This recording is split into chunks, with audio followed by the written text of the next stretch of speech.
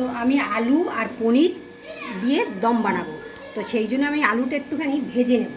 তো ফার্স্ট আমি একটুখানি কড়াইয়ের মধ্যে নুন দিয়ে দেবো।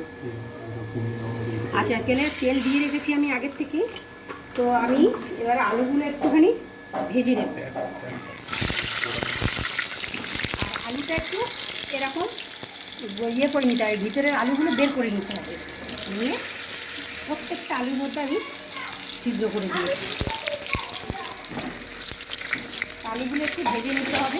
সামান্য একটু হলুদ দিয়ে দেবো। আমি একটু নুন তো দিয়েছি, কারণ যেহেতু এটা আমি সাদা সাদা বানাবো, সেই জন্য আমি বেশি হলুদ ব্যবহার করবো না। একটু দেবো, যাতে আলুটা একদম সাদা সাদা লাগবে, হালকা হলুদ লাগে। এই দেখুন, একটু চালমগজ, কাঁচা লঙ্কা মানে লাল লঙ্কা, টমেটো, আদা। যেহেতু এর মধ্যে পেঁয়াজ কিছু যাবে না, তাই এই সব একসাথে করে আমি মিক্সিং বলে পেস্ট করে নেব। তো আলুটা এরকম ভাজা হয়েছে, এবার আমি তুলে নিচ্ছি। একই তেলের মধ্যে আমি এই যে পেস্টটা করে রেখেছিলাম, আদা, চালমগজ, কাঁচা লঙ্কা সব একটুখানি আমি এর মধ্যে দিয়ে দেবো।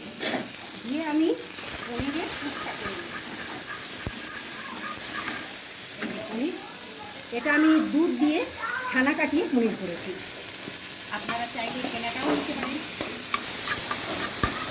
এবার আমি দেবো এখানে কাজু আর কিশমিশ পুরটার মধ্যেই দিয়ে দেবো। এখানে স্বাদ মতো নুন দিয়ে দেবো।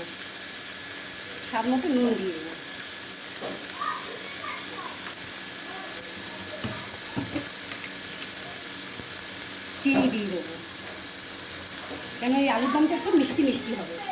তো এবার আমি সব কিছু দিয়ে ভাজা করে নেব।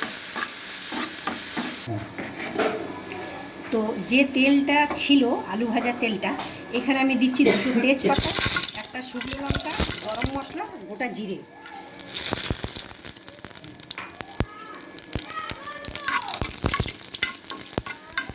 এবার যে মশলাটা আমি পেস্ট করে রেখেছিলাম, চালমগজ, আদা, কাঁচা লঙ্কা, টমেটো, এটাই দিয়ে দিলাম।